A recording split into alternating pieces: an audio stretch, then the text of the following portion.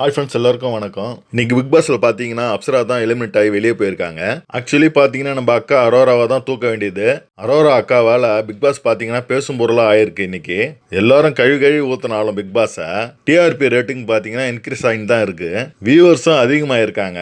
So இந்த காரணத்தினால என்னதான் கழுவி ஊத்தினாலும் பிக் பாஸ் வந்து டிஆர்பி ரேட்டு தான் முக்கியம். அதனால கண்டென்ட் கொடுக்குற நம்ம அக்காவை தக்க வச்சுக்கினாங்க பிக் பாஸ். இருந்தாலும் அப்சரா பாத்தீங்கன்னா ரொம்ப கம்மியாக தான் ஓட்டு வாங்கியிருக்காங்க. கடைசி இடத்துல இருக்கிறாங்க. ஒண்ணுமே கண்டென்ட்டும் கொடுக்கல அவங்க. ஸோ பிக் பாஸ் இந்த வாட்டி வந்து இந்த ஆடை தூக்கலான்னு முடிவு பண்ணி அப்சராவை வெளியேற்றிட்டாங்க. வைல்டு கார்டு கண்டஸ்டா பாத்தீங்கன்னா 2 பேர் உள்ள வந்திருக்காங்க. அதாவது கப்புள்ஸ் 2 பேர். அவங்க யாருன்னு பாத்தீங்கன்னா பிரஜனும் சாண்ட்ராவும் தான் உள்ள வந்திருக்காங்க.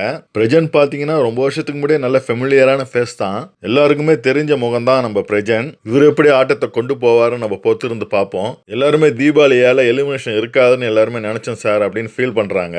விஜய் சேதுபதி அதெல்லாம் கிடையாது, எதிர்பாருங்கள் அப்படின்ற மாதிரி தான் சொல்லிட்டு நம்ம அப்சராவை எலிமினேட் பண்ணி வெளியே அனுப்புறாரு. மக்கள் மனசுல பாத்தீங்கன்னா எஃப்ஜேவும் அரோராவும் வெளியே போகணும்னு ஆசைப்பட்டாங்க.